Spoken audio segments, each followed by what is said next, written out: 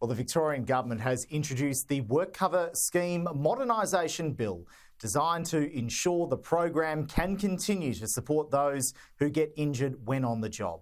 Earlier, I spoke with Karen Batt, the Secretary of the Victorian branch of the Community and Public Sector Union. Thanks very much for your time. Can you give us a sense of what the union thinks about this bill? Is it what you expected after the extensive consultations and essentially the government saying that the WorkCover scheme in Victoria is broke? Simon, I'd have to say that there was no extensive consultation. The first time any of us saw the bill was when it was second read earlier this week. In reviewing the legislation, it's one of the most draconian pieces of legislation we've seen in the workers' compensation space for a very long time. What's the main concern about it? Is it around the mental injury amendments, which is very much when you look at this bill, it's the first part of it. It's the top of the list, but there are a few other nasties in there?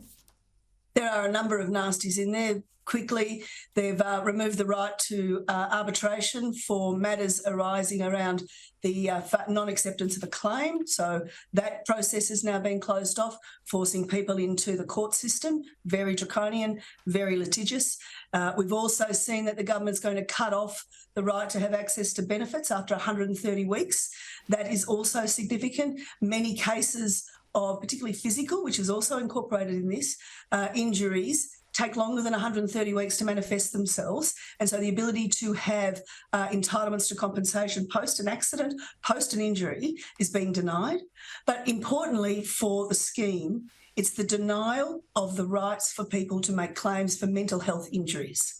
Mental health injuries arising from stress, burnout and other associated issues regarding the workplaces will be significantly restricted under this legislation. And what proportion of claims currently involve a mental health claim? A large proportion of them do, Simon, especially we've seen a tick up of this over the COVID period where people were exposed unusually to quite excessive amounts of death.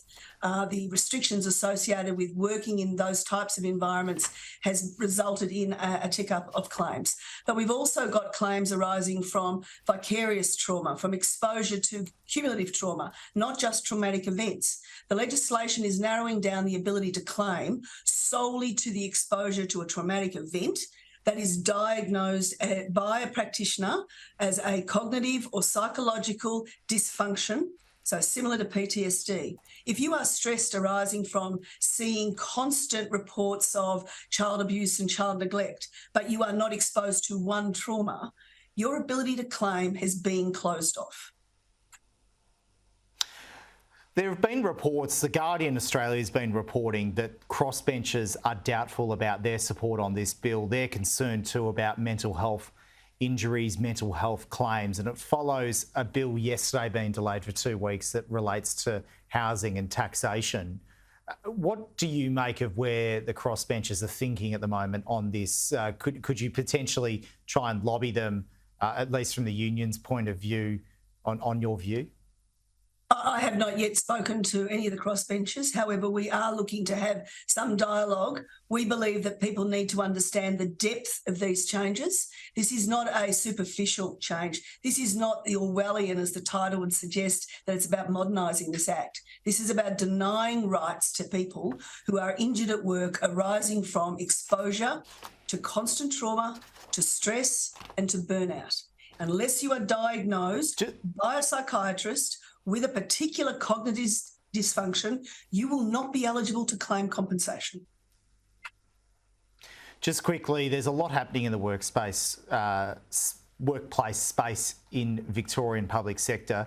We've seen this afternoon the Police Association come out in Victoria angry about EBA talks stalling and hours being cut at police stations. There's a number of agreements on the table at the moment, including with the firefighters. No doubt you're bargaining with the government at the moment. How do you find the attitude of the government when it comes to negotiating with its vital workers that deliver essential services across the state? Well, at the moment, Simon, we're in the early days for the public service agreement, which covers roughly about 45 separate agencies in the public service. Those discussions are starting.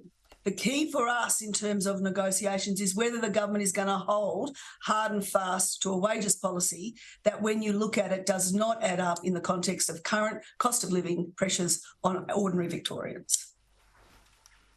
Yeah, it seems inflation's just a little bit more than 2%. Karen Batt, really appreciate your time here on Afternoon Agenda. Thanks so much.